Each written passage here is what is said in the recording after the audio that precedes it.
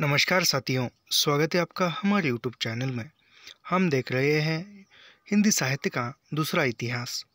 इसमें हम देख रहे थे कि जो हिंदी गद्य के विकास में पोर्ट विलियम कॉलेज, इसका हमने विस्तार से अध्ययन किया। इसके बाद जो पोर्ट विलियम कॉलेज की बाहर की हिंदी थे, इसका भी अध्ययन किया। और आज हम अध्ययन कर रहे हैं अदालती भाषा। धीरे धीरे हिंदी गद्य आपने को परिष्कृत करते हुए सरकारी, गैर सरकारी और पाठ्य पुस्तकों के माध्यम से आगे बढ़ रहा था कि अचानक उसे सरकार और संप्रदायवादियों का सामना करना पड़ा। यानी हिंदी गद्य जो है एक वह विकास की गति पर था और विकास कर रहा था। विकास करते करते वह सरकारी और गैर सरकारी यानी जो शासकीय एवं निम्न शासकीय है, जो अन्य पाठ्य पुस्तकों के माध्यम से भी वह आगे बढ़ रहा था। तभी सरकार और जो संप्रदायवादियों का सामना था, सरकार का भी, और जो सांप्रदायिक लोग थे उनका भी सामना करना पड़ा गद्य विधा को। कंपनी सरकार ने सन 1836 में एक इश्तिहार निकाला। इश्तिहार यानी एक नोटिस, सूचना इश्तिहार निकाला, जिसके अनुसार अदालतों में देशी भाषाओं का प्रयोग किया जाने लगा। यानी हिंदी को अदालत में कब से स्थान दिया गया? तो 1836 में। 1836 में सरकार ने एक इश्तिहार निकाला, एक रिपोर्ट निकाली, एक आदेश निकाला, एक सूचना निकाली, एक परिपत्रक निकाला। तो 1836 में निकाला और इसके अनुसार अदालतों में देशी भाषाओं का प्रयोग किया जाने लगा। अभी तक पश्चिमी उत्तर प्रदेश की अदालती भाषा फारसी थी। यानी 1836 में जो वह अभी तक यानी 1836 से पहले जो अदालत की भाषा थी वह पश्चिमोत्तर यानी जो पश्चिम देशों में बोली जाने वाली अंग्रेजी भाषा थी। अब आज के उत्तर प्रदेश फारसी लिपि के साथ नागरी लिपि का भी प्रचलन हो गया, किंतु सांप्रदायिक आग्रह के कारण अगले वर्ष 1837 उर्दू सारे प्रांत की अदालती भाषा बना गई। यानी 1836 में हिंदी को अदालती भाषा बना दिया और फिर आगे चलकर एक वर्ष बाद 1837 में उर्दू को सारे प्रांतों की अदालती भाषा बना दी गई। हिंदी उर्दू को लेकर अंग्रेजों में भी दो दल हो गए। एक दल हिंदी का पक्षधर था तो दूसरा उर्दू का। यानी अंग्रेजों में भी हिंदी और उर्दू को लेकर दो मतभेद भी खड़े हुए। उसमें एक जो था वह हिंदी को मानने वाला था, हिंदी भाषा को जानने वाला था, और दूसरा जो दल था वह उर्दू का समर्थन करने वाला। इस विवाद में विम्द और ग्राउस ने एक दूसरे का खुलकर विरोध किया। यानी कौन से अंग्रेज अधिकारों ने हिंदी और उर्दू का विरोध किया? तो उसमें जो थे वह हिंदी के पक्षधर जो थे वह विम्स थे और ग्राउस यहाँ उर्दू के समर्थक थे। इन दोनों में खुलकर विरोध हुआ। रॉयल एशियाटिक सोसाइटी जर्नल में सन 1865-1868 तक उनके परस्पर विरोधी लेख छपते रहे। यानी उन दोनों के 1865-1868 तक रॉयल एशियाटिक सोसाइटी जर्नल में एक दूसरे के विरोध में लेख छपते रहे। सर सैयद अहमद खां की शिक्षा प्रसार संबंधी भूमिका चाहे जो रही हो, किंतु हिंदी उर्दू के विवाद को उन्होंने सांप्रदायिक रंग दिया और हिंदी के विरुद्ध अंग्रेजों के कान भरते रहे। किसने यह किया काम? सैयद अहमद खां। इन्होंने भी हिंदी के विरुद्ध में अंग्रेजों के कान भरे। उस समय राजा शिव प्रसाद ने हिंदी भाषा और नागरी लिपि के पक्ष में जो भूमिका निभाई वह अस्मरणीय है। यानी उस समय में हिंदी की भूमिका जो शिव प्रसाद ने अच्छी तरह निभाई, और वह यानी शिव प्रसाद ने हिंदी भाषा और नागरी लिपि यानी देवनागरी लिपि के पक्ष में भूमिका निभाई और वह जो काम किया उसने अविस्मरणीय है। सन 1868 में उन्होंने लिपि संबंधी जो आवेदन सरकार के पास भेजा वह पारसी लिपि का विरोध है। उन्होंने अपने मेमोरेंटम में कहा है, फारसी के अध्ययन से हमारी भावनाएं भ्रष्ट और राष्ट्रीयता दूषित हो जाती है। उन्होंने साफ लिखा है, दिल्ली के मुसलमान बादशाहों ने भाषा के संबंध में जो कुछ सोचा भी नहीं था, वह अंग्रेजी सरकार अंग्रेजी के साथ साथ फारसी लिपि में उर्दू को, जो एक दूसरी विदेशी भाषा है, लाद रही है। हिंदी को अन्य भाषाओं बंगला, मराठी, गुजरात से अलग करके उसके विकास को बाधित किया जा रहा है। मेरी प्रार्थना है कि पारसी अक्षरों को हटाकर उसके स्थान पर हिंदी को जारी करना चाहिए। यानी पारसी अक्षरों को हटाकर हिंदी अक्षरों को उस पर स्थान देना चाहिए। यह किसका कथन है? तो यह जो विचार है, यह विचार है शिव प्रसाद जी का। राजा शिव प्रसाद सितारे हिंद का जो जन्म है वह 1823 में होता है और उनकी मृत्यु जो है 1895 में होती है। आम फहम भाषा और नागरी लिपि के पक्षधर रहे। एक समय वे उर्दू को विदेशी भाषा मानते थे, जो वास्तव में वह नहीं है।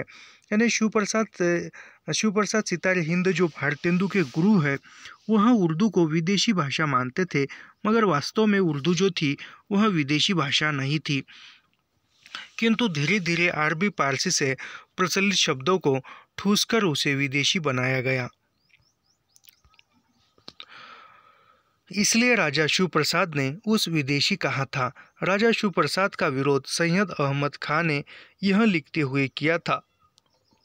बाबू शिव प्रसाद साहब की तहरीर से अमूमन हिंदू लोगों के दिल में जोश आया कि ज़बान उर्दू व खत पारसी को मुसलमानों की निशानी है, मिटा दिया जाए। स्पष्ट है कि सैयद अहमद खान ने हिंदी उर्दू के प्रश्न में महजब घुसेड़कर इसे सांप्रदायिक बना दिया। यानी जो हिंदी उर्दू का जो बात थी उसमें सैयद अहमद खान ने सांप्रदायिक बनाया और सांप्रदायिक में विरोध खड़ा कर दिया। इसके बावजूद विरोध के बावजूद राजा ने शिष्ट हिंदी में कई ग्रंथों की रचना की, जैसे मानव धर्मसार, योग वाशिष्ठ के चुने हुए श्लोक, उपनिषद सार, भूगोल हस्तमलक, वामाम नरंजन, राजा भोज का सपना आदि। यह राजा शिव प्रसाद सितारे हिंद के ग्रंथों के नाम हैं। किंतु बाद में शिव प्रसाद जी का झुकाव अरबी पारसी शब्दों से लदी उर्दू की ओर गया। उनकी पुस्तक इतिहास तिमिरनाशक, राजा शिव प्रसाद सिंह की पुस्तक इतिहास तिमिरनाशक, यह महत्वपूर्ण पुस्तक है। इसका प्रमाण है राजा में यह परिवर्तन अंग्रेजों की उर्दू परस्त नीति के कारण आया। वे हिंदी विभाग में उच्च अधिकारी भी थे। राजा ने उस विरोधी परिस्थिति में हिंदी की रक्षा का जो प्रयास किया वह इतिहास में चिरस्मरणीय है, यानी इतिहास में वह याद करने जाने योग्य है। किंतु उनके बदले दृष्टिकोण तथा उनके द्वारा निकाले जाने वाले बनारस अखबार की उर्दू प्रधान भाषा के विरोध में राजा लक्ष्मण सिंह, यानी जो उर्दू का जो बनारस अखबार निकाला था उर्दू प्रधान भाषा के विरुद्ध में था। बनारस अखबार यह उर्दू भाषा के विरुद्ध में निकाला गया अखबार था, समाचार पत्र था। राजा लक्ष्मण सिंह का जो जन्म है वह 1826 में होता है और उनकी मृत्यु 1884 में होती है। सामने आए फिर वह सितारे हिंद के बाद राजा लक्ष्मण सिंह सामने आते हैं। उन्होंने सन 1862 में अभिज्ञान शाकुंतलम का विशुद्ध हिंदी में अनुवाद किया। अभिज्ञान शाकुंतलम का हिंदी में विशुद्ध हिंदी में अनुवाद राजा लक्ष्मण सिंह ने किया है। रघुवंश के अनुवाद के प्राकथन में उन्होंने लिखा है, जो रघुवंश जो संस्कृत का ग्रंथ है उसका भी हिंदी में अनुवाद किया और उसके अनुवाद करते हुए वह राजा लक्ष्मण सिंह ने लिखा है, हमारे मत में हिंदी और उर्दू दो बोली न्यारी न्यारी है। यानी राजा लक्ष्मण सिंह कहते कि हिंदी और उर्दू यह दो बोली जो है यह न्यारी न्यारी है, यानी अलग अलग है। हिंदी इस प्रदेश के हिंदू बोलते हैं और उर्दू यहाँ के मुसलमानों और फारसी पढ़े हुए हिंदुओं की बोलचाल है। यानी राजा लक्ष्मण सिंह कहते हैं कि यहाँ के जो हिंदू है वह हिंदी भाषा बोलती है और उर्दू जो है यहाँ के मुसलमान और पारसी पढ़े हुए लोगों और हिंदुओं की बोलचाल की भाषा पारसी है। हिंदी में संस्कृत के पद बहुत आते हैं, उर्दू में अरबी पारसी, यानी हिंदी में जो है संस्कृत भाषा के पद आते हैं और उर्दू में अरबी और पारसी भाषा के पद आते हैं, शब्द आते हैं। परंतु कुछ आवश्यक नहीं है कि अरबी पारसी के शब्दों के बिना हिंदी न बोली जाए और न हम उस भाषा को हिंदी कहते हैं और कहते हैं जिसमें अरबी पारसी के शब्द भरे हो, यानी वह अरबी पारसी भाषा के बिना हिंदी बोली नहीं जा सकती क्या, ऐसा वह कहती कि, और उसको हम हिंदी कहते हैं जिसमें अरबी और पारसी भाषा के शब्द भरे हुए हैं।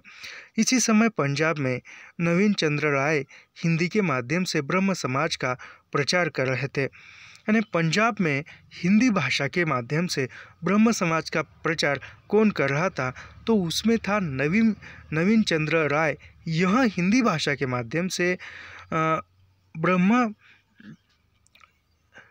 नवीन चंद्र राय पंजाब प्रांत में हिंदी भाषा के माध्यम से ब्रह्म समाज का प्रचार प्रसार कर रहे थे। उन्होंने पारसी अरबी बहुल उर्दू का विरोध किया। यानी नवीन चंद्र ने भी पारसी अरबी भाषा का और उर्दू का विरोध किया है।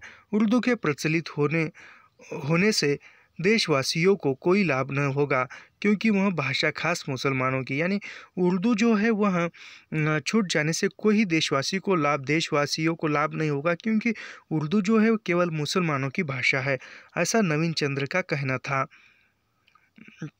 हिंदी प्रचार के इस यज्ञ में श्रद्धाराम फिलोरी का योगदान भी महत्वपूर्ण है। यानी हिंदी भाषा के जो प्रचार में श्रद्धाराम फिलोरी जो है इसका भी योगदान महत्वपूर्ण है। उपनिषदवादियों की फूट डालो नीति और फिर कापरस्तों की सांप्रदायिकता के कारण हिंदी और उर्दू के बीच की दूरी बढ़ती गई। व्याकरणिक दृष्टि से एक भाषा होते हुए भी उन्होंने दो अलग अलग भाषा मानना अवैज्ञानिक है। हिंदी उर्दू के इस अलगोचा का परिणाम अच्छा नहीं, यानी हिंदी उर्दू के जो भेदभाव का जो परिणाम है वह अच्छा नहीं हुआ आगे चलकर। एक बार अदालतों में उर्दू बैठ गई तो बैठ गई। हिंदी को अदालती भाषा बनाने के लिए हिंदी प्रेमियों को एड़ी चोटी का पसीना एक करना पड़ा। यानी फिर अदालत में जो उर्दू भाषा का प्रचलन जारी हुआ तो वह जारी रहा, वह छूट नहीं जा रहा था। और जो हिंदी भाषा के जो प्रेमी थे या हिंदी भाषी लोग थे उनका कहना था कि अदालत में हिंदी होनी चाहिए, और इसके लिए उनको बहुत परिश्रम करने पड़े, बहुत सी जो है मतभेदों का सामना करना पड़ा। सन 1842 में इंटर कमीशन के सामने यह प्रश्न उपस्थित हुआ, पर सैयद अहमद खां के कारण इसे दबा दिया गया। किंतु सन 1881 में बिहार में हिंदी प्रचार की आज्ञा मिल गई। यानी 1881 में बिहार प्रांत में हिंदी प्रचार प्रसार के लिए आज्ञा मिल गई। बेलारी के जिलाधीश जॉर्ज कैपवेल ने गवर्नर थॉमस मुनरो को लिखा कि जिस भाषा में यहाँ साहित्य लिखा जा रहा है और शिक्षा दी जा रही है वह बोलचाल की भाषा नहीं है। उसने लिखा कि उर्दू अहम दरबार की भाषा है, जनता की बोलचाल की भाषा नहीं। यानी उर्दू जो है वह दरबारों की भाषा है, राज दरबारों की भाषा है, बोलचाल की भाषा नहीं है। उर्दू लिपि के कारण उसे एक बार धोखा हुआ था। मुकामा घाट पर उसने किश्तियाँ तैयार रखने की आज्ञा दी थी, पर किश्तियों को फसबिया पढ़ लिया गया। यानी जो गवर्नर था उसने उर्दू भाषा में की जो लिपि थी उस लिपि को पढ़ते हुए उसने धोखा खा लिया था। जो मुकामा घाट पर उसने किश्तियाँ तैयार रखने की आज्ञा दी थी, पर उसने किश्तियों को कसबिया पढ़ा था, इसलिए उसको धोखा हो गया। उसने देखा कि किश्तियों के स्थान पर कसबिया तैयार खड़ी थी। इसके फलस्वरूप पारसी लिपि हटा दी गई। नागरी के प्रचार के लिए आवेदन पत्र लिखे गए। यानी नागरी यानी जो देवनागरी है, देवनागरी लिपि के प्रचार के लिए आवेदन पत्र सरकार को भेजे गए। बहुत से अंचलों में आंदोलन छेड़ा गया, पुस्तिकाएं प्रकाशित की गई। यानी बहुत से जो आंचल हैं, जो बहुत से स्थानों से, गांव कस्बों से आंदोलन जो है जारी किया गया, और बहुत सी जो पुस्तिकाएं हैं, लेख है, वह देवनागरी लिपि में लिखे गए।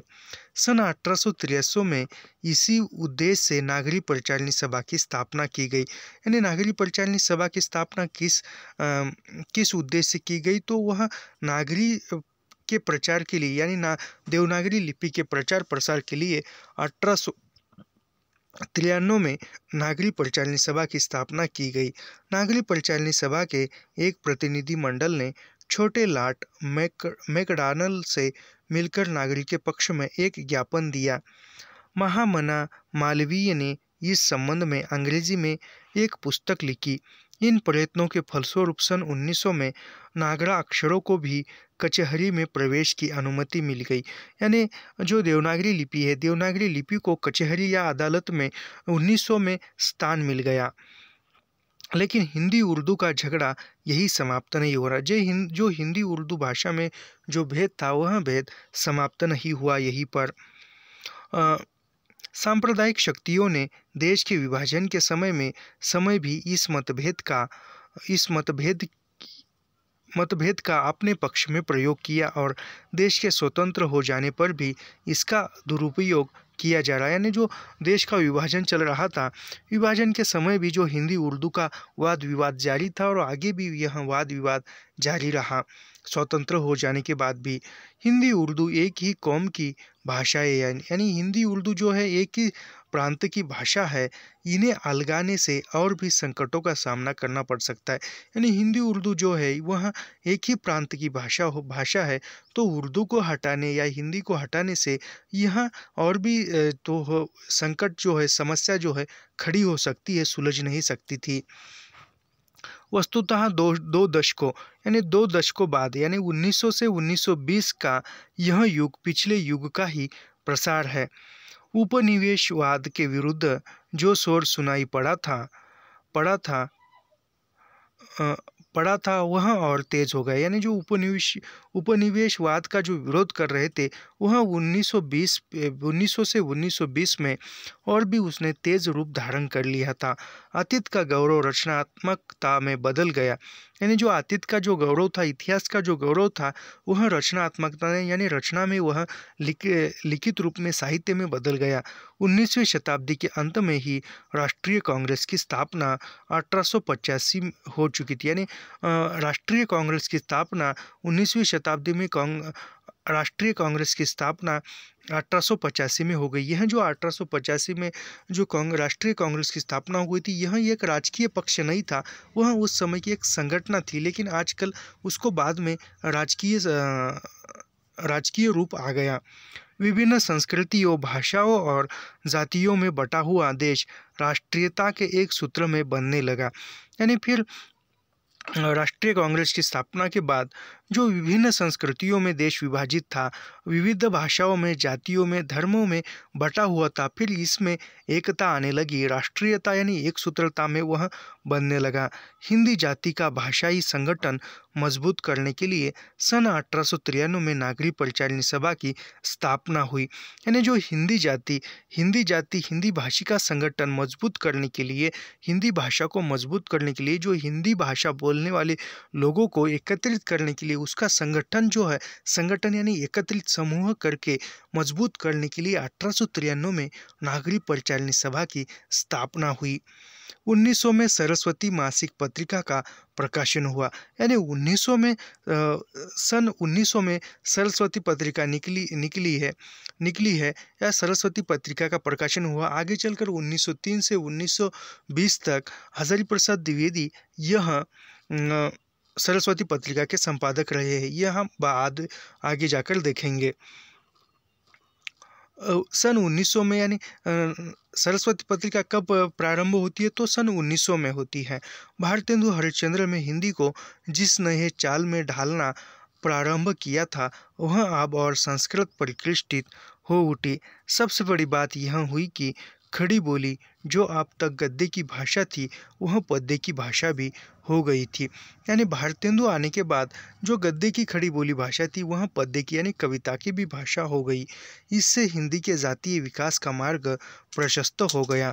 इसके प्रचार प्रसार के लिए सन 1910 में हिंदी साहित्य सम्मेलन प्रयाग की स्थापना हुई।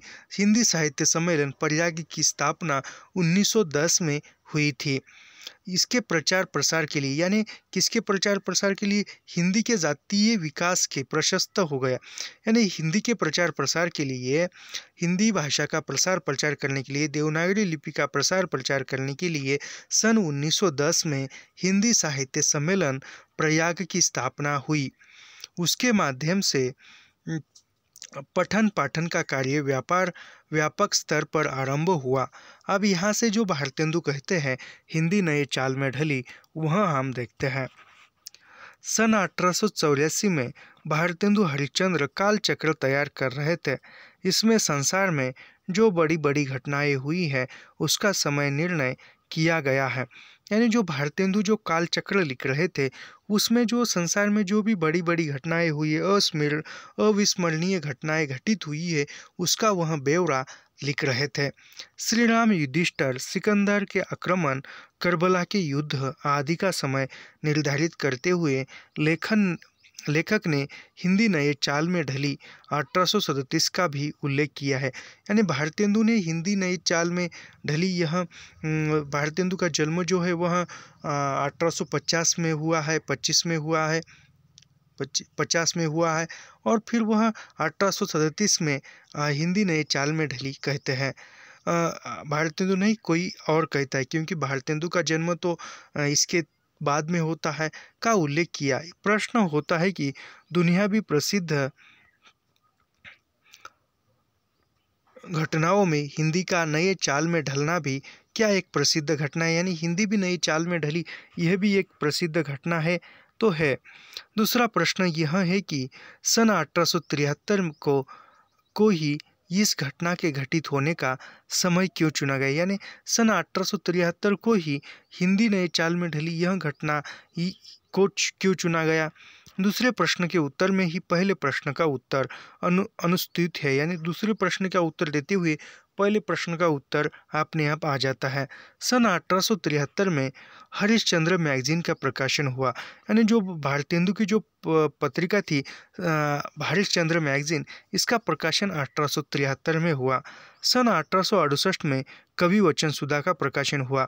यानी भारतेंदु की जो पत्रिकाएं हैं वह सही क्रम से यदि पूछा जाए तो सबसे प्रथम हरिश्चंद्र मैगजीन आती है, फिर उसके बाद कवि वचन सुधा आती है, कवि वचन सुधा, फिर हरिश्चंद्र आगे हम पढ़ेंगे। हरिश्चंद्र मैगजीन का जो प्रकाशन वर्ष है वह 1873 है, और दूसरी भारतेंदु की जो पत्रिका थी 1868 में कवि वचन सुधा का प्रकाशन हो चुका था। लेकिन उस पत्रिका के प्रकाशन को उन्होंने घटना नहीं माना। हरिश्चंद्र मैगजीन के प्रकाशन वर्ष को घटना के रूप में स्वीकार करना अपने आप में स्वयं एक घटना है। इस संबंध में आचार्य शुक्ल ने लिखा है। यानी आचार्य शुक्ल हरिश्चंद्र मैगजीन के प्रकाशन के घटना को याद रखते हुए शुक्ल जी क्या लिखते हैं, पढ़ते हैं। संवत 1930 में उन्होंने हरिश्चंद्र मैगजीन नाम की एक मासिक पत्रिका निकाली, जिसका नाम 8 संख्याओं के उपरांत हरिश्चंद्र चंद्रिका हो गया।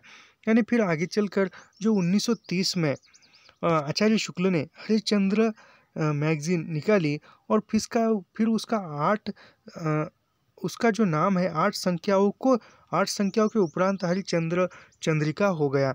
हिंदी गद्य का ठीक परिष्कृत रूप पहल इसी चंद्रिका में प्रकट हुआ। यानी सबसे पहले हिंदी भाषा का जो गद्य रूप है वह हरिश्चंद्र मैगजीन में ही दिखाई देता है।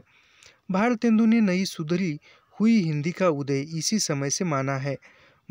उन्होंने कालचक्र नाम की अपनी पुस्तक में नोट किया है कि हिंदी नए चाल में ढली सन 1873।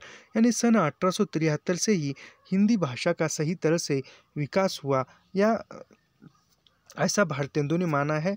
और वह हिंदी नए चाल में ढली भारतेंदु ने 1873 में कहा है। लगता है शुक्ल जी ने कालचक्र देखा नहीं था। यानी शुक्ल जी ने जो विचार व्यक्त किया है, उन्होंने जो कालचक्र किताब जो है वह पढ़ी नहीं थी या देखी नहीं थी। यह पुस्तक नहीं है बल्कि विभिन्न ऐतिहासिक घटनाओं के कालांकन की सूची है।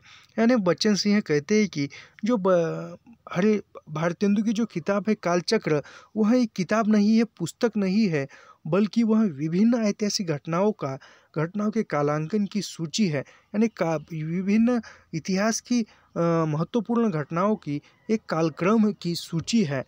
कौन सा ग्रंथ? कालचक्र, बच्चन सिंह कहते हैं। भारतेंदु ने हिंदी नए चाल में ढली लिखा है, न हिंदी नई चाल में ढली। चंद्रिका का प्रकाशन, यानी हरिश्चंद्र मैगजीन जो है, कौन सा हरिश्चंद्र मैगजीन का जो प्रकाशन है, चंद्रिका का प्रकाशन वर्ष 1874 है, 1873 नहीं। यानी जो हरिश्चंद्र मैगजीन है इसका प्रकाशन 1874 या 1873 नहीं है। अंततः भारतेंदु की दृष्टि में हरिश्चंद्र मैगजीन का प्रकाशन वर्ष ही हिंदी के नए रूप में ढलने का वर्ष है। यानी भारतेंदु के अनुसार हिंदी का नए रूप में ढलना किससे होता है, तो हरिश्चंद्र मैगजीन से ही प्रारंभ होता है। कवि वचन सुधा में पहले पुरानी चाल की कविताएं छपा करती थी। यानी जो भारतेंदु की जो पत्रिका थी कवि वचन सुधा में, उसने जो पुराने ढंग की जो हिंदी थी उसकी कविताएं छपा करती थी या प्रकाशित होती थी। बाद में लेख भी छपने लगे। हरिश्चंद्र मैगजीन का फलक व्यापक हो गया। यानी हरिश्चंद्र मैगजीन का जो प्रसार है वह व्यापक हो गया था। उसमें धर्म, राजनीति, भाषा, कला आदि पर भी लेख छपने लगे। चंद्रिका के संपादन मंडल में ईश्वर चंद्र विद्यासागर, बंगाल दामोदर शास्त्री, बिहारी रामकृष्ण, राधा कृष्ण, लाहौर आदि के नाम भी वो सम्मिलित थे। यानी जो हरिश्चंद्र मैगजीन के प्रकाशन मंडल में या संपादक मंडल में कौन था, तो उसमें थे चंद्रिका। यानी एक मिनट, कहाँ गए हम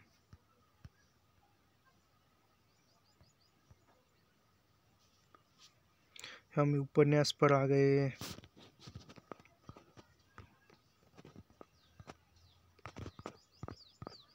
एक मिनट, बहुत ऊपर चले गए।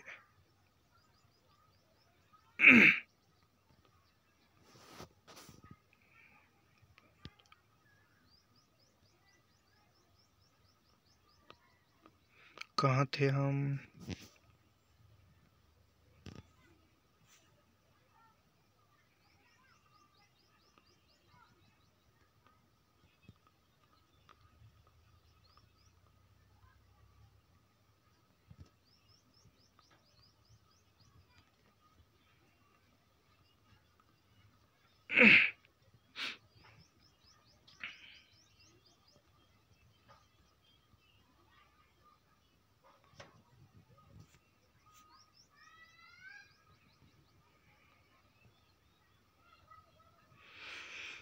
एक मिनट, हम अभी आएंगे।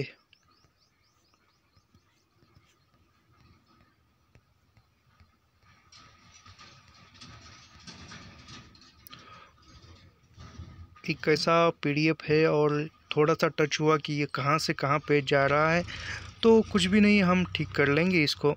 बहुत ही जल्द एक नई सिस्टम आ जाएगी हमारे हाथ में और तब हम इसको अच्छा खासा कर लेंगे। अब हम नज़दीक आ गए, कहाँ पढ़ा रहे थे उस पर।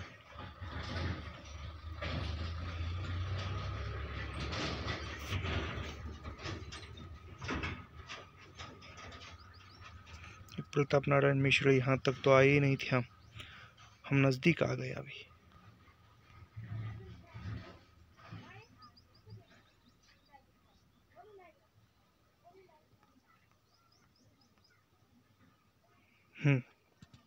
यहाँ पर आइए। भारतेंदु के पूर्व, हाँ यहाँ पर थे, तो वहाँ उसमें जो हरिश्चंद्र मैगजीन के प्रकाशन मंडल में जो थे, संपादन मंडल में ईश्वर चंद्र विद्यासागर थे, बंगाल दामोदर शास्त्री थे, बिहार थे राधा कृष्ण थे,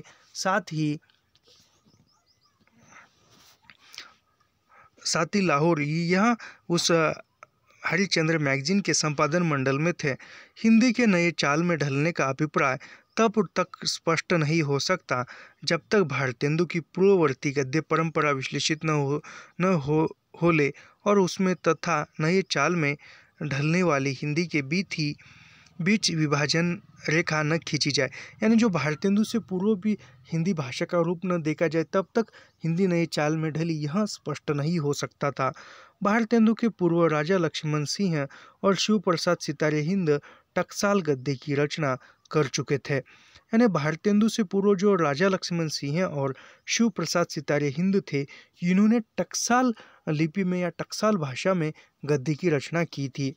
सितारे हिंद के गद्य की प्रशंसा करते हुए मेघ प्रेमघन भारतेंदु को सितारे हिंद का अनुकर्ता मानते हैं। यानी प्रेमघन जो है सितारे हिंद के गद्य की प्रशंसा, यानी सितारे हिंद की हिंद का जो गद्य था उसकी प्रशंसा करते हुए प्रेमघन जो है वह भारतेंदु को सितारे हिंद का अनुकर्ता मानते हैं, यानी भारतेंदु पर सितारे हिंद का प्रभाव मानते हैं। संभवतः इसलिए रामविलास शर्मा कहते हैं। फिर रामविलास शर्मा क्या कहते हैं, 1873 ई में हिंदी नए चाल में नहीं ढली। यह कार्य बहुत पहले संपन्न हो चुका था। 1857 के आसपास राजा शिवप्रसाद जैसी हिंदी लिख रहे थे, उसी को भारतेंदु ने अपनाया। यानी रामविलास शर्मा क्या कहते हैं, जो 1873 में भारतेंदु कहते कि हिंदी नए चाल में ढली, बल्कि यह इससे भी पूर्व जो राजा शिवप्रसाद सितारे हिंद जो थे उन्होंने हिंदी नए चाल में ढली का प्रयोग 1857 में किया था। पर राजा शिवप्रसाद और भारतेंदु का मुख्य अंतर यह है कि पहला टकसाली हिंदी लिखता है तो दूसरा लोक उपयोगी हिंदी। यानी रामविलास शर्मा क्या कहते हैं, रामविलास शर्मा कहते हैं कि नहीं, रामविलास शर्मा नहीं, बच्चन सिंह कहते हैं कि राजा शिवप्रसाद और भारतेंदु में अंतर क्या था। शिवप्रसाद जो थे वह टकसाली हिंदी लिखते थे और दूसरा यानी भारतेंदु जो थे लोक उपयोगी, यानी लोगों को समझ में आने वाली, लोगों के उपयोग में आने वाली, काम में आने वाली हिंदी भारतेंदु लिखते थे। भारतेंदु तथा उनके मंडल के लेखकों की भाषा में जो सजीवता, स्वच्छंदता और उमंग पाई जाती है वह पूर्ववर्ती गद्य लेखकों में नहीं मिलती। यानी जो भारतेंदु मंडल के जो लेखक थे, कवि थे, उन लेखकों के या भारतेंदु मंडल के सभी सदस्य जो थे उन सदस्य के लेखन में भाषा में सजीवता आती थी, स्वच्छंदता थी, उमंग थी। यह उससे पूर्व के लेखकों में, गद्य लेखकों में भाषा की सजीवता, स्वच्छंदता नहीं थी। अब रही बात यह किस ऐतिहासिक संदर्भ में यह हंसमुख गद्य विकसित हुआ। उस समय के भारतीय नवजागरण की प्रवृत्ति उपनिषद विरोधी थी। अंग्रेज साम्राज्यवाद की बखिया उधेड़ने में हंसमुखता औजार का काम करती थी। देशी बोली के मिश्रण से भाषा में सजीवता ही नहीं आई, बल्कि अंग्रेजियत के विरुद्ध एक मुहिम भी चली। यानी जो भाषा में सजीवता आने के बाद उसने अंग्रेजी का विरोध भी किया और अंग्रेज़ों का भी विरोध किया। इससे भाषा के सजीवता के कारण अंग्रेज़ों का विरोध करने या अंग्रेजी का विरोध करने में एक लोगों में ऊर्जा मिल गई। भारतीय परंपरा का पल्ला कसकर पढ़ने के कारण उनमें अनेक अंतर विरोध भी समाविष्ट हो गए। भारतेंदु तथा भारतेंदु मंडल के अन्य लेखकों को, यानी भारतेंदु तथा भारतेंदु मंडल के अन्य लेखक, अभी भारतेंदु मंडल में कौन से लेखक थे, बालकृष्ण भट्ट थे, प्रेमघन थे, प्रताप नारायण मिश्र आदि में भी यह अंतर विरोध परिलक्षित होता है। यानी जो भारतेंदु के साथ जो अन्य लेखक थे उसमें बालकृष्ण भट्ट थे, प्रेमघन थे, प्रताप नारायण मिश्र थे। इनके लेखकों में, इनके लेखन में ही या साहित्य में ही अंतर विरोध दिखाई देता है। भारतेंदु के साहित्य में तो दिखाई देता है, लेकिन उसके साथ ही बालकृष्ण भट्ट, प्रेमघन, प्रताप नारायण मिश्र, इनके साहित्य में भी इन्होंने भी अंतर विरोध रेखांकित किया है। इस कालावधि में ऐतिहासिक मांग के फलस्वरूप निबंध के अतिरिक्त नाटक, उपन्यास और कहानी लेखन की भी शुरुआत हुई थी। यानी भारतेंदु युग में ही कौन सी विधाओं का प्रारंभ हुआ था, तो ऐतिहासिक मांग के फलस्वरूप, यानी इतिहास के मांग के फलस्वरूप निबंध के अतिरिक्त, यानी निबंध, नाटक, उपन्यास, कहानी लेखन की शुरुआत हुई थी। निबंध, नाटक, उपन्यास, कहानी लेखन की शुरुआत भारतेंदु युग से ही होती है। साहित्य के इन विविध रूपों में भी अनेक प्रकार के अंतर विरोध दिखाई देते हैं। अभी यहाँ से हम निबंध प्रारंभ करते हैं, निबंध पढ़ते हैं। यह बहुत जो है सेट परीक्षा, महाराष्ट्र जो सेट परीक्षा है उसमें जो हिंदी साहित्य के गद्य विभाग से बहुत ज़्यादा प्रश्न हर साल पूछे जाते हैं। और कहा जाए तो ये सभी परीक्षाओं के लिए उपयोगी है। भारतेंदु हरिश्चंद्र अभी निबंध के रूप में निबंधकार के रूप में भारतेंदु हरिश्चंद्र का परिचय एवं उनके निबंध देखते हैं। भारतेंदु हरिश्चंद्र का जन्म जो है 1850 में होता है और उनकी भारतेंदु की मृत्यु जो है 1885 में होती है। भारतेंदु हरिश्चंद्र आधुनिक हिंदी गद्य के जनक माने जाते हैं। पहला ही इम्पोर्टेंट एवं महत्वपूर्ण वाक्य है, कहीं ना कहीं यह पूछा जाता है, नेट में पूछा जा सकता है, सेट में, पीएचडी एंट्रेंस में, इंटरव्यू में, कहीं पर भी पूछा जाता है। तो आधुनिक हिंदी गद्य के जनक भारतेंदु हरिश्चंद्र को माना जाता है। उन्होंने हिंदी गद्य को अनेक रूपों, निबंध, नाटक, इतिहास, आत्मकथा, उपन्यास, इतिहास, यात्रा वर्णन आदि में ढाला। यानी हिंदी को निबंध में, नाटक में, इतिहास, आत्मकथा, उपन्यास, इतिहास, यात्रा वर्णन, इनमें हिंदी का प्रयोग भारतेंदु ने किया है। इसके पूर्व इन विधाओं का आविर्भाव नहीं हो पाया था, यानी भारतेंदु से पूर्व निबंध का आविर्भाव नहीं हुआ था, निबंध नहीं आया था, नाटक नहीं आए थे, आत्मकथा नहीं आई थी, उपन्यास भी नहीं आया था, यात्रा वर्णन भी नहीं आया था। भारतेंदु से ही इन विधाओं का विकास होता है या निर्मित होती है। इस समय तक गद्य इस योग्य हो चुका था कि वह जनता की चित्तवृत्तियों को नए रूप में रचनात्मक स्तर पर रूपांतरित कर सके। यानी भारतेंदु युग में हिंदी का गद्य का विकास यहाँ तक हो चुका था कि जो सामाजिक जनता की जो चित्तवृत्ति थी, जनता के जो रूप रंग थे, वह गद्य के माध्यम से उभर कर आ रहे थे। नाटकों को छोड़कर अन्य सभी विधाएं नहीं थी, यानी नाटक केवल यह पुरानी विधा थी। फिर नाटक को छोड़कर यानी आत्मकथा, उपन्यास, कहानी और यात्रा वर्णन, यह जो है नई विधा थी। हिंदी निबंधों को टेढ़ हिंदी का टाट कहा जा सकता है, यानी हिंदी निबंधों को टेढ़ हिंदी, यानी किस विधा को टेढ़ हिंदी का टाट कहा जाता है, तो निबंधों को कहा जाता है। उपन्यास कहानी बंगला से प्रभावित है, यानी उपन्यास विधा, कहानी विधा, यह जो है बंगला साहित्य से प्रभावित है, यानी बंगला साहित्य से ली हुई थी। कविता नाटक की परंपरा काफ़ी लंबी थी, यानी कविता नाटक जो थी उसकी परंपरा काफ़ी लंबी थी।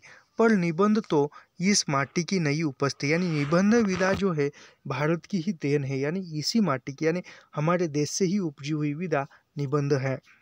इसमें हिंदी भाषा भाषी लोगों की माटी की गंध, स्वच्छंदता और यथार्थ के दर्शन होते हैं।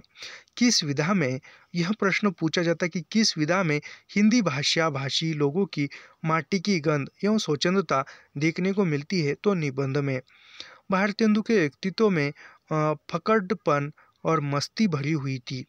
वे इतिहास प्रसिद्ध अभिचंद के वंशज और काशी के सुप्रसिद्ध रईस गोपाल चंद्र के पुत्र थे। यानी वह इतिहास प्रसिद्ध जो अमीचंद थे उनके वंश में थे भारतेंदु, और उनके पिता का नाम जो था वह रईस गोपाल चंद्र के पुत्र थे, यानी गोपाल चंद्र भारतेंदु के पिता का नाम था। वे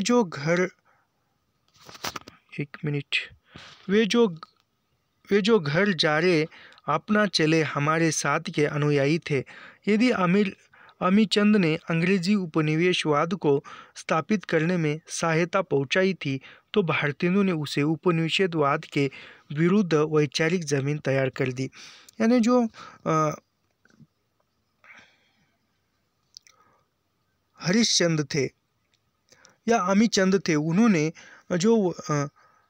जो उपनिवेशवाद को स्थापित करने में सहायता की थी, लेकिन भारतेंदु ने उपनिवेशवाद के विरोध में वैचारिक जमीन तैयार की। यानी उपनिवेशवाद की स्थापना करने में जो उनके वंश में, यानी इसके दादा या परदादा होंगे, जो उन्होंने उपनिवेशवाद को स्थापित करने में सहायता की थी, उनका नाम क्या है? उनका नाम है देखो अमीचंद। और फिर आगे चलकर उसी के वंश से भारतेंदु उभरे और भारतेंदु ने उपनिवेशवाद का विरोध करते हुए आवाज़ उठाई। वे अपनी छोटी सी जिंदगी में अमीचंद के कृत्यों का प्रायश्चित करते रहे। यदि एक ओर उनमें अभिजात्य का संस्कार था, तो दूसरी ओर उसे फेंककर जनता के साथ एकीकृत होने की क्षमता। अंतर्विरोध उनमें है, एक तरह वे से अंतर्विरोध के पुंज है। वे विशिष्ट भी थे और सामान्य भी। यानी यह जो भारतेंदु के प्रति जो कथन है, विचार है, यह बच्चन सिंह के विचार है। अंतर्विरोध उनमें भी है। एक तरह से वे अंतर्विरोध के पुंज है। वे विशिष्ट भी थे और सामान्य भी, राजभक्त भी थे, देशभक्त भी, सनातनी वैष्णव भी, आडंबर विरोध भी, कर्मकांड समर्थन भी, और विश्ववादी और निरीश्वरवादी भी, परंपरा भी थे, आधुनिक भी थे, कविता में खड़ी बोली के समर्थक थे और गद्य में खड़ी बोली के प्रयोग के हिंदूवादी भी थे। यानी कविता में खड़ी बोली का प्रयोग करने वाले भारतेंदु थे और गद्य में खड़ी बोली का प्रयोग करने वाले हिंदूवादी भारतेंदु ही थे। और हिंदू मुस्लिम एकता के समर्थक भी, यानी भारतेंदु जो थे वह हिंदू मुस्लिम में एकता स्थापित करने के समर्थक भी थे। गृहस्थ भी थे, यानी वह गृहस्थ भी थे, अगृहस्थ भी, यानी गृहस्थ भी थे और अगृहस्थ भी थे। इस प्रकार के अंतर्विरोध उनके अपने युग के थे। अंतर्विरोधियों का होना स्वाभाविक था, उनका न होना भी अविस्मयकारी होता। उन्होंने कई प्रकार के निबंध लिखे हैं, ऐतिहासिक, पुरावृत्तात्मक, धार्मिक। यानी बच्चे से ये कहते हैं कि भारतेंदु ने अनेक प्रकार के निबंध लिखे। उनके निबंधों में ऐतिहासिकता देखने को मिलती है, पुनरात्मकता देखने को मिलती है, धार्मिकता देखने को मिलती है, साथ भी आध्यात्मिकता, साहित्यिक, भाषापरक, यात्रात्मक, जीवनी, विचारात्मक आदि प्रकार के निबंध भारतेंदु ने लिखे हुए हैं।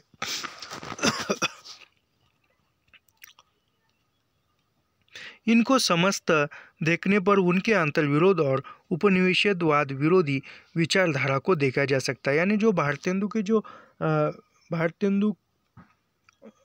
को देखने के बाद या भारतेंदु को समझने के बाद उनके अंदर के जो अंतर्विरोध थे या उपनिवेशवाद के जो विरोधी विचार थे वह देखा जाता है। यह जरा साहित्यिक निबंधों को छोड़कर शेष निबंधों को विचारात्मक कहा जाएगा। यानी जो भारतेंदु के जो साहित्य निबंध है उसमें साहित्यिक निबंधों को छोड़कर अन्य जो निबंध बचते हैं उसको विवरणात्मक निबंधों में रखा जाता है।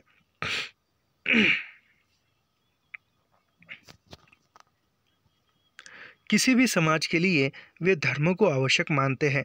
यानी किसी भी समाज की उत्पत्ति के लिए भारतेंदु जो है उस समाज के धर्म को आवश्यक मानते हैं और तदीय समाज में उनके आडंबर का विरोध करते हैं, किंतु धार्मिक निबंधों में बाह्य आडंबर का विरोध समर्थन भी करते। यानी तदीय समाज के जो निबंध थे भारतेंदु के, उनमें वह धार्मिक निबंधों में आडंबर का विरोध करते हैं और आगे चलकर समर्थन भी करते हैं।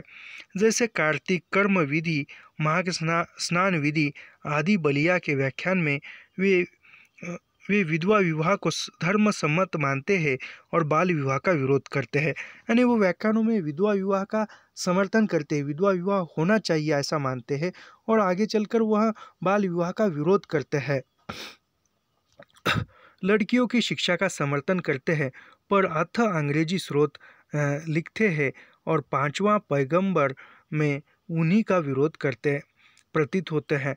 पर इस अंतर्विरोध में धर्म के प्रति जो उनकी मूल अवधारणा थी वह प्रगतिशील थी। यानी धर्म के प्रति विचारों में भारतेंदु की जो विचारधारा थी वह प्रगतिशील थी।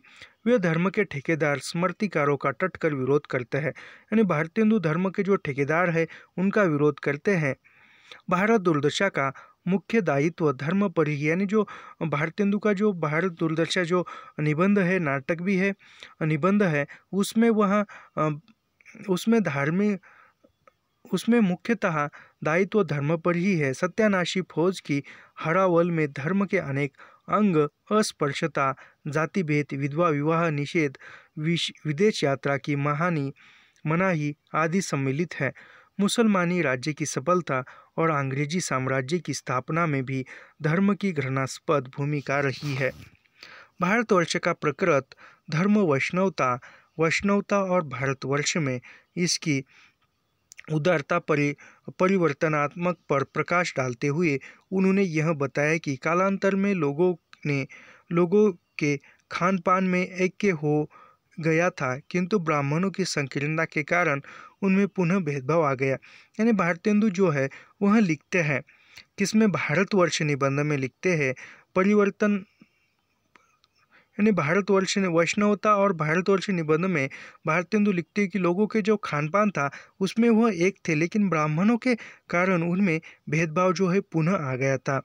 वे मुसलमानी साम्राज्यवाद के वैसे ही विरोधी थे जैसे अंग्रेजी साम्राज्यवाद के। यानी जिस प्रकार भारतेंदु अंग्रेजी शासन का विरोध करते थे या अंग्रेजों का विरोध करते थे, उसी प्रकार वह मुसलमानों का ही विरोध करते थे, मुसलमान साम्राज्यवाद का भी विरोध करते थे। उनका जो बादशाह दर्पण निबंध है, बादशाह दर्पण में उन्होंने लिखा है, अभी बादशाह दर्पण जो निबंध है वह नेट के सिलेबस में ही है, पाठ्यक्रम में भी है। तो फिर बादशाह दर्पण निबंध में लिखते हैं, बागबा जाया गुलस्ता में कि सैयद आया, जो कोई आया मेरी जान को जल्लाद आया। वे आगे लिखते हैं, मुसलमानी राज्य हैजे का रोग है और अंग्रेजी शई का। यानी जो मुसलमान है वह हैजे का रोग है और अंग्रेज जो है वह शय का रोग है। वे मुसलमानी राज्य की अपेक्षा अंग्रेजी राज्य को उदार समझते हैं। यानी जो मुसलमानी जो राज्य है उस मुसलमानी राज्य की अपेक्षा अंग्रेजी राज्यों को उदार समझते हैं, यानी मुसलमानों से अच्छा अंग्रेजी राज्य समझते हैं। पर चूंकि मुसलमान वहाँ बस गए थे इसलिए यहाँ का धन यही रह गया था। यानी मुसलमान जो थे यहीं पर बस गए थे, इसलिए वो यहाँ का जो धन है यहीं पर रखा, उन्होंने विदेश नहीं ले गए। वे अकबर के गुणों के प्रशंसक थे, यानी जो अकबर के जो गुण थे उन गुणों के प्रशंसक थे भारतेंदु। मुसलमानी साम्राज्यवाद का विरोध करने के कारण जो लोग उनमें इस्लाम विरोध घुस सूंघ लेते हैं उन्हें अपनी नाक की दवा करनी चाहिए। यानी जो मुस्लिम विरोधी है ऐसा कर कर उससे भारतेंदु से घृणा करते हैं, वो उसको ऐसे अपने नाक को दबा देना चाहिए, ऐसे बच्चन सिंह कहते हैं। मुसलमानों के मंदिर अवश्य तोड़े पर मंदिरों के लिए अनुदान भी दिए। मोहम्मद बीबी फातिमा, अली इमाम हसन और इमाम हुसैन को पंच परमात्मा कहते थे। हिंदी के कुरान शरीफ लिखकर वे इस्लाम के प्रति सम्मान प्रदर्शित करते थे। बलिया के व्याख्यान में उन्होंने मुसलमानों को सलाह दी, यानी जो बलिया में जो व्याख्यान हुआ था भारतेंदु का, उसमें मुसलमानों को भारतेंदु ने सलाह दी है। उनमें जाति नहीं, खाने पीने के चौका चूल्हा नहीं, विलायत जाने में रोक टोक नहीं। ये फिर से ऐसा हो गया, देखो अभी एक मिनट, ये थोड़ा सा इधर टच हुआ कि ये हो रहा, हम यहीं पर है। हरिओंद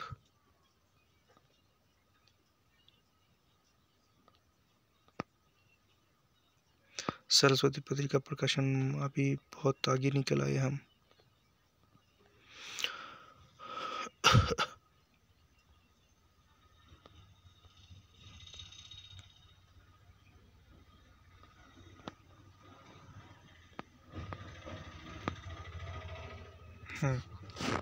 हम इस पेज पर थे। सबसे बड़ा अंतर विरोध राजभक्ति और देशभक्ति का था। यानी सबसे बड़ा जो भारतेंदु में अंतर विरोध था वह राजभक्ति और देशभक्ति में था। यह अंतर विरोध भारतेंदु का नहीं है, यानी भारतेंदु का नहीं वह अंतर विरोध, पूरे नवजागरण का वह अंतर विरोध था। राजा राम मोहन राय से आरंभ होकर कांग्रेस आंदोलन में भी चलता रहा। यानी वह अंतर विरोध जो राजभक्ति और देशभक्ति में जो अंतर विरोध था वह अकेले भारतेंदु में नहीं था, वह पूरे नवजागरण में था, राजा राम मोहन राय में भी था और कांग्रेस आंदोलन में भी था।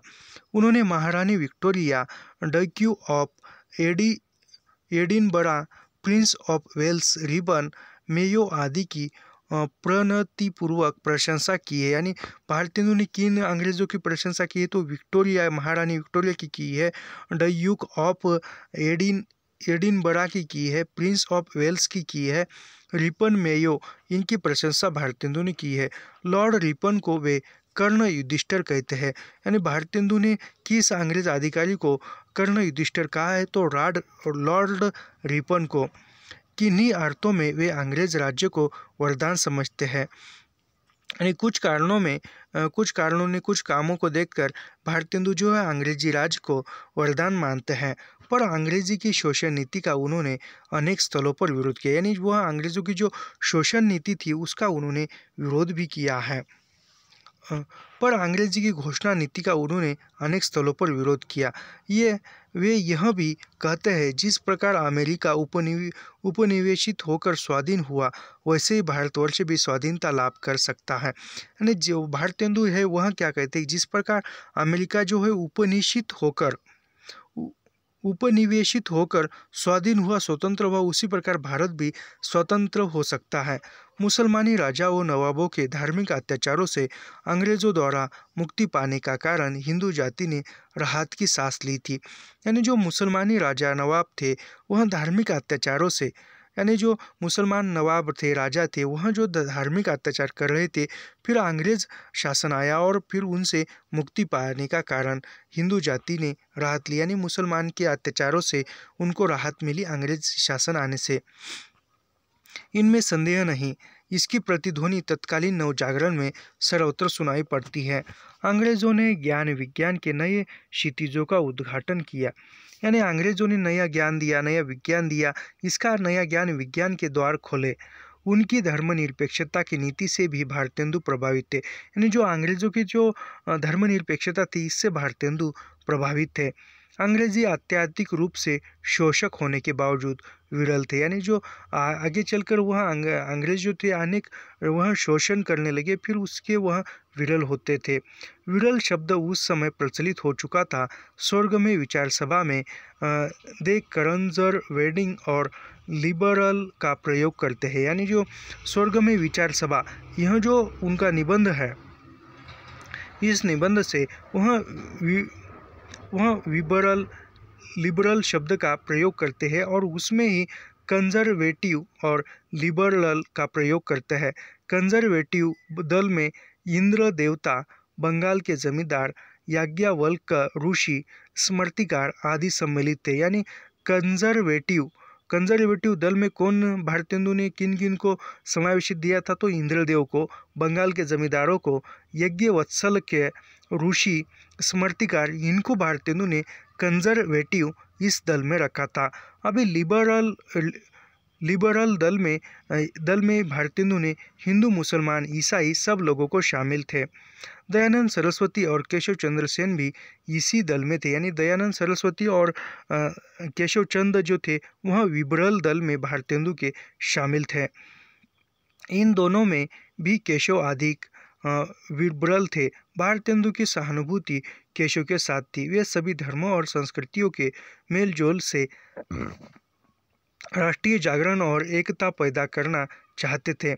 स्वदेशी के प्रयोग पर उन्होंने काफ़ी बल दिया। यानी भारतेंदु ने स्वदेशी के प्रयोग पर बल दिया। इसके पहले बंगाल में स्वदेशी के पक्ष में बहुत कुछ लिखा जाए। यानी भारतेंदु से पहले भी स्वदेशी के लिए या स्वदेश का महत्व प्राप्त करने के लिए बंगाल में बहुत कुछ लिखा जा चुका था। अपनी भाषा के प्रति उन्हें विशेष प्रेम था। उन्होंने कहा भी है, यानी भारतेंदु जो है अपनी भाषा के प्रति प्रेम करते थे और उन्होंने कहा है, जिन निज भाषा उन्नति अहे सब उन्नति को मूल। भारतवर्ष की उन्नति कैसे हो सकती है, मैं उनका कहना है परदेशी वस्तु और परदेशी भाषा का भरोसा मत करो। यानी भारतवर्ष की उन्नति कैसे हो सकती है, इसका यह जो निबंध है उनका भारतेंदु का, उसमें उन्होंने कहा है कि परदेशी वस्तु और परदेशी भाषा का भरोसा मत करो। परदेशी वस्तु या परदेशी भाषा का यदि तुम भरोसा करोगे तो भारतवर्ष उन्नति नहीं हो सकती। अब जो है यहाँ से बालकृष्ण भट्ट यह प्रारंभ होता है।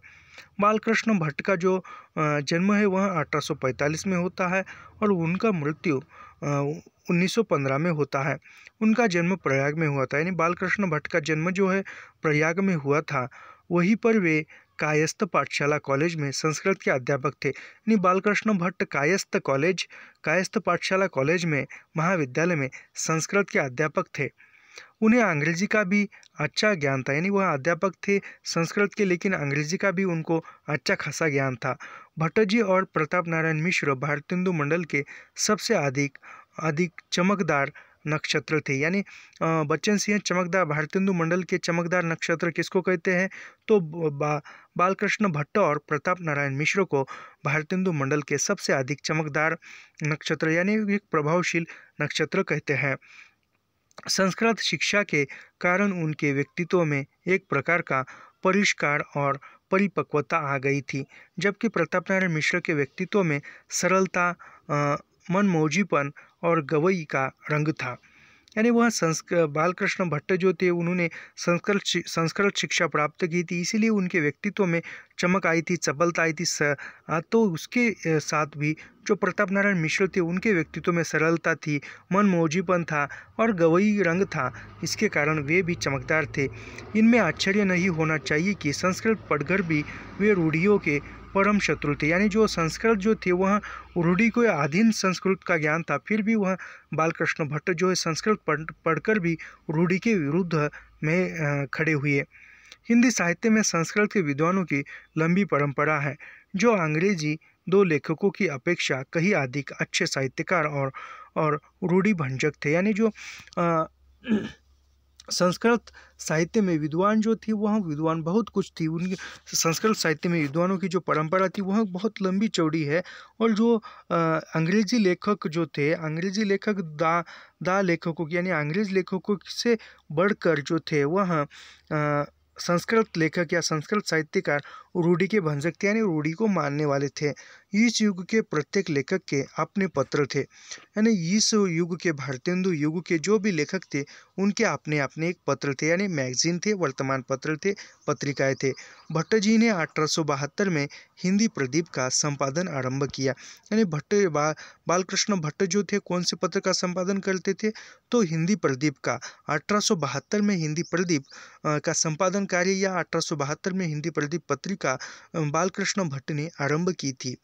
प्रत्येक प्रकार की कठिनाई झेलते हुए भी वे इसे 33 वर्ष तक निकलते रहे। यानी उन्होंने हर समस्या का सामना करते हुए हिंदी प्रदीप पत्र को 33 वर्ष तक चलाया। पत्र के मुख पृष्ठ पर छपा रहता था, यानी जो पत्र था उसके मुख पृष्ठ पर छपा रहता था शुभ सरस देश सनेस पूरित। यानी हिंदी प्रदीप के मुख्य पृष्ठ पर कौन सा वाक्य था? शुभ सरस देश स्नेह पूरित, यह वाक्य रहता था। प्रकट है आनंद भरे देश प्रेम का जैसा उत्साह इस पत्र ने दिखलाया था वैसा नहीं देखा गया। यानी जो देश प्रेम का जो उत्साह है वह हिंदी प्रदीप पत्र में दिखाई देता है, अन्य किसी पत्र में नहीं। उन्हें राजभक्ति और देशभक्ति की खिचड़ी बेहद नापसंद थी। यानी राजभक्ति और देशभक्ति भी बालकृष्ण भट्ट को पसंद नहीं थी। उस काल में वे इस तरह के अकेले व्यक्ति थे। उन्होंने ठीक ही लिखा था, हमारा कथन है कि राजभक्ति और प्रजा का हित दोनों का साथ कैसे निभ सकता है। यानी राजभक्ति और प्रजा का हित, यानी राजभक्ति करते करते प्रजा का हित कैसे करे, यह कैसे ठीक हो सकता है, यह कैसे सरस हो सकता है, ऐसा वे कहते हैं। जैसे हंसना और गाल फुलाना, महुरी चबाना और शहनाई का बजाना एक संग नहीं हो सकता, ऐसे ही यह भी असंभव और दुर्घट है। यानी वह कहते हैं बालकृष्ण भट्ट कहते हैं कि जैसे राजभक्ति करते हुए या राजकीय कार्य करते करते प्रजा का हित या जनता का हित कैसे हो सकता है, इसका यह उदाहरण देते हुए जैसे हंसना और गाल फुगाना एक साथ नहीं हो सकता, हंसते हंसते कोई गाल नहीं फुगा सकता, और उसके साथ ही बहुरी चबाना, यानी जो मोहरी होती है वह चबाना और शहनाई बजाए, यानी कुछ खाते खाते या चबाते चबाते शहनाई नहीं बजा जा सकता, उसी प्रकार राजभक्ति और प्रजाहित एक साथ नहीं किया जा सकता, ऐसा वे कहते हैं। जैसे हंसना और गाल फुलाना, मुहरी चबाना और शहनाई बजाना एक संग नहीं हो सकता, ऐसे ही यानी जैसे चबाना और शहनाई बजाना, हंसना और गाल फुलाना यह एक साथ करना असंभव है, उसी प्रकार राजभक्ति और प्रजाहित एक साथ करना भी असंभव है, ऐसा वे मानते थे।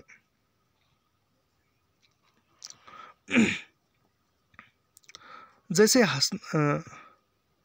अंग्रेजों को वे कुटिलता की खान कहे, यानी अंग्रेजों को वह बालकृष्ण भट्ट जो है कुटिलता की खान कहते हैं। वे राजनीति में तिलक के अनुयायी थे। यानी राजनीति में बालकृष्ण भट्ट जो थे, जो तिलक थे, लोकमान्य तिलक महाराष्ट्र के बड़े नेता थे, वह जाहल मतवादी थे, तो उनके अनुयायी थे। सरकार पिट्ठू होने के कारण राजा शिवप्रसाद और सैयद अहमद खां को उन्होंने आड़े हाथों लिया। महावीर प्रसाद द्विवेदी को भट्टजी पक्षधरता और कट्टरता पसंद नहीं थी। तो आज की वीडियो में यहाँ तक ही रुकते हैं, मिलते हैं कल के वीडियो में। कल के वीडियो में हम यह थोड़ा सा पढ़ेंगे और फिर प्रताप नारायण मिश्र को प्रारंभ करेंगे। ऐसे लाइन टू लाइन पंक्ति दर पंक्ति अध्ययन करने के लिए हमारे चैनल को सब्सक्राइब कीजिए, लाइक कीजिए और शेयर करना मत भूलिए। मिलते हैं अगले वीडियो में। धन्यवाद।